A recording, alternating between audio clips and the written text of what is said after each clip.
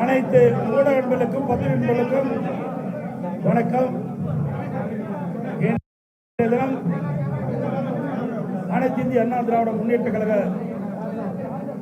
கட்சியினுடைய தலைமை அலுவலகத்தில் அனைத்து இந்திய அண்ணா திராவிட முன்னேற்ற கழக தலைமையில் அமைக்கப்பட்ட தேசிய ஜனநாயக கூட்டணியில் அங்க வைக்கின்ற கட்சியுடைய தலைவர்கள் வருகிறது. எங்கள் கூட்டணியில் அங்க வைக்கின்ற கட்சிகளுக்கு தொகுதி பங்கீடு பேச்சுவார்த்தை சுமூகமாக நடைபெற்று ஒவ்வொரு கட்சிக்கும் எத்தனை தொகுதி என்று வரையறுக்கப்பட்டு அதன்படி இன்றைக்கு வெளியிடுகிறோம். பாரதிய ஜனதா கட்சிக்கு நடைபெறுகின்ற சட்டமன்ற பொதுத் தேர்தலில் 27 இடங்கள் ஒதுக்கப்பட்டுள்ளன. பாட்டாளி மக்கள் கட்சிக்கு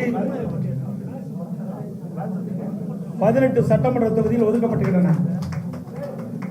அம்மா மக்கள் முன்னேற்ற கழக கட்சிக்கு 11 தொகுதிகள் ஒதுக்கப்பட்டுள்ளன. இன்னும் பல கட்சிகளோடு எங்கள் கூட்டணியில் வாங்கி வைக்கின்ற பல கட்சிகளோடு பேச்சுவார்த்தை நடந்து கொண்டிருக்கிறது. இன்று இரவுக்குள் சுமூகமாக பேச்சுவார்த்தை முடிவு பெற்று அந்த கட்சிகளுக்கு எத்தனை தொகுதி என்று அறிவிக்கப்படும் என்பதை மகிழ்ச்சியுடன் இந்த நேரத்தில் தெரிவித்துக் கொள்கிறேன். வேண்டுமென்றே திட்டமிட்டு இன்றைய முதலமைச்சர் திராவிட முன்னேற்ற கழகத்துடைய தலைவர் திராவிட முன்னேற்ற கழக தலைமையில் அமைக்கப்பட்ட கூட்டணியில் அங்க வைக்கின்ற கட்சி தலைவர்கள் எல்லாம் எங்களுடைய கூட்டணி பற்றி விமர்சனம் செய்து கொண்டிருக்கிறார்கள். எங்கள் கூட்டணியை பொறுத்த வரைக்கும், தேசிய ஜனநாயக கூட்டணியை பொறுத்த வரைக்கும் ஒரு உணர்வுபூர்வமாக அமைக்கப்பட்ட கூட்டணி. எங்களுடைய கூட்டணி வெற்றி கூட்டணி. நடைபெறுகின்ற சட்டமன்ற பொதுத் தேர்தலில் 234 இடங்களிலே 210 இடங்களில் நிச்சயமாக வெல்லும். எங்களுடைய கூட்டணி ஆட்சி கூட்டணியிலே அதிக இடங்களை வென்று அதிமுக ஆட்சி அமைக்கும். இன்றைக்கு வேண்டுமென்றே திட்டமிட்டு அனைத்து இந்திய அண்ணா திராவிட முன்னேற்ற கழகம் பாரதிய ஜனதாவோடு கூட்டணி அமைச்சிருக்கின்றன. டெல்லிக்கு சென்றால் நாங்களோ எங்கள் கூட்டணியில் அங்கமைக்கின்ற கட்சியுடைய தலைவர்களோ டெல்லிக்கு சென்றால் திட்டமிட்டு அவதூறு செய்தியை பரப்புவது இன்றைய முதலமைச்சருடைய வாடிக்கையாக இருக்கின்றது. இன்றைக்கு ஒவ்வொரு கட்சியும் கூட்டணி அமைத்து போட்டியிடுகின்றன. அதன் அடிப்படையிலே எங்களுடைய கூட்டணி அமைக்கப்பட்டு அவ்வப்போது எங்களுக்குள் இருக்கின்ற கருத்து பரிமாறுவதற்காக நாங்கள் டெல்லி செல்கிறோம். ஆனால் இன்றைய முதலமைச்சர் தோல்வி பயத்தின் காரணமாக டெல்லி சென்றாலே பயப்படுகிறார், அச்சப்படுகிறார். ஆக டெல்லி சென்று நடைபெறுகின்ற சட்டமன்ற பொதுத் தேர்தல் குறித்து ஆலோசனை நடத்துகிறோம். இன்றைய தினம் எங்களுடைய கூட்டணி கட்சியுடைய தலைவர்கள் அதிமுக தலைமை அலுவலகத்திற்கு வருகிறது. ஒவ்வொரு கட்சிக்கும் எத்தனை தொகுதி என்று பேச்சுவார்த்தை மூலமாக தீர்வு காணப்பட்டு இன்றைக்கு அறிவித்திருக்கிறோம் என்பதை மகிழ்ச்சியுடன் தெரிவித்துக் கொள்கிறேன். இன்றைய இரவுக்குள் பேச்சுவார்த்தை நடந்து கொண்டிருக்கிறது. இன்றைக்கு காலையில் தான் மரியாதைக்குரிய பியூஷ் கோயல் அவர்கள் வந்தார்கள். பேச்சுவார்த்தை நடத்தி கொண்டிருக்கின்றோம். இந்த இரவுக்குள் எங்களுடைய கூட்டணியில் அங்கமைக்கின்ற கட்சிகளுக்கு எத்தனை தொகுதி ஒதுக்கீடு செய்யப்பட்ட விவரத்தை அதாவது ஒரே தொகுதியில் எந்தெந்த தொகுதியில் எத்தனை ஒவ்வொரு கட்சிக்கும் எத்தனை இடங்கள் என்று அறிவிக்கப்பட்டுள்ளது. பிறகு இப்ப பேச்சுவார்த்தை நடத்தி எந்தெந்த கட்சிக்கு எவ்வளவு இடம் ஒதுக்கப்பட்டதோ அந்த இடத்திற்கு தக்கவாறு தொகுதிகள் பேச்சுவார்த்தை மூலம் தீர்வு காணப்படும். அதிமுக எத்தனை இடங்கள்ல போட்டியிடும் சார்? அதிமுக எத்தனை இடங்கள்ல போட்டியிடும் சார்? அதாவது இன்னும் அதான் சொன்னேன், பேச்சுவார்த்தை நடந்து கொண்டிருக்கிறது.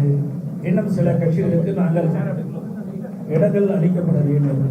இறுதி செய்யப்பட்ட பிறகு உங்களிடம் நிச்சயமாக தெரியும்.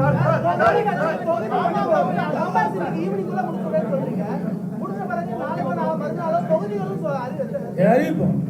அறிவிக்கின்ற பொழுது உங்களுக்கு அனைவர்களுக்கும் எந்தெந்த தொகுதியில் எந்தெந்த கட்சி எத்தனை தொகுதி இடம்பெற்று அறிவிக்கப்பட்டுள்ளது, அந்த தொகுதி என்னென்ன என்று விவரங்களை பத்திரிகையாளர்களுக்கு ஊடகங்களுக்கு வழங்கப்படும்.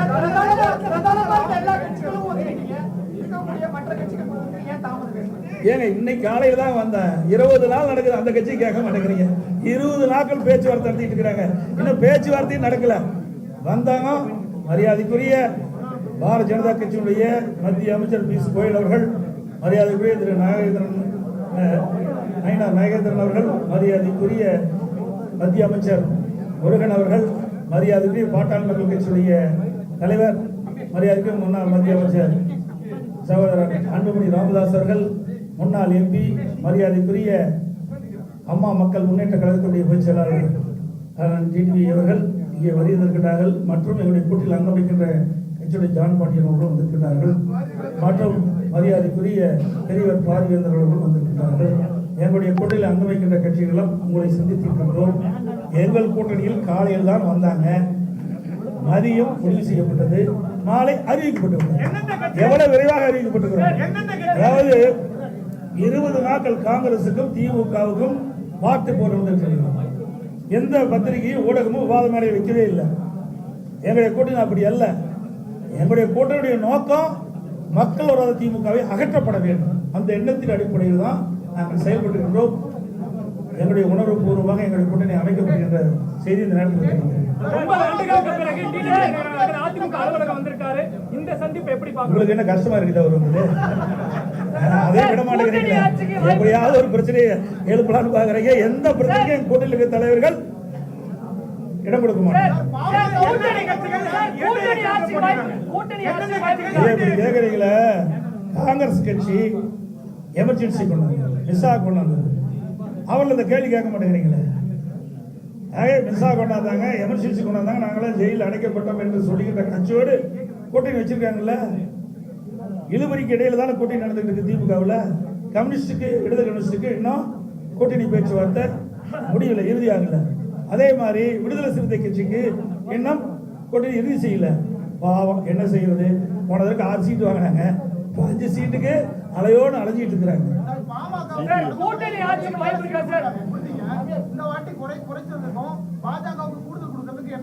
அப்படி எல்லாம் கிடையாது. நீங்க கேட்கிற கேள்வி எல்லாம் தவறானது.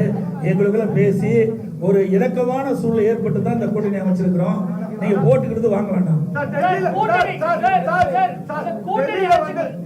பேச்சுவார்த்தை நடைபெறுது, தொகுதி பங்கீடு பேச்சுவார்த்தை ஆளுங்கட்சி அந்த திமுக சொல்லியிருந்தாங்க. அதை சரி செய்ய தான் இங்க வந்து இந்த மாதிரியான ஒரு கூட்டம் நடைபெற்றிருக்காங்க. ஏங்க இது என்ன அறிவிச்சுமே இல்லையா? அறிவிச்சிருக்கவே இல்லையா? ஏங்க ஒரு கட்சினா அவ டிஸ்கஸ் ஆகும். திருமதி கனிமொழி போனாங்களே டெல்லிக்கு, எதுக்காக போனாங்க? திருமதி கனிமொழி அவர்கள் காங்கிரஸ் கட்சி தலைவர் எதற்காக போய் பார்த்தாங்க? பார்த்த பிறகு நடந்துதான் முடியலையே. ஒரு கட்சினா கூட்டணி அங்கம் வைக்கின்ற கட்சிகள் ஆலோசனை செய்வது இயல்பு. ஆனா திமுக தலைமையில் அமைக்கப்பட்டிருக்கின்ற கூட்டணி கட்சிகள் எப்படி இழுபறி என்பதை நீங்கள் எண்ணி பார்க்கணும்.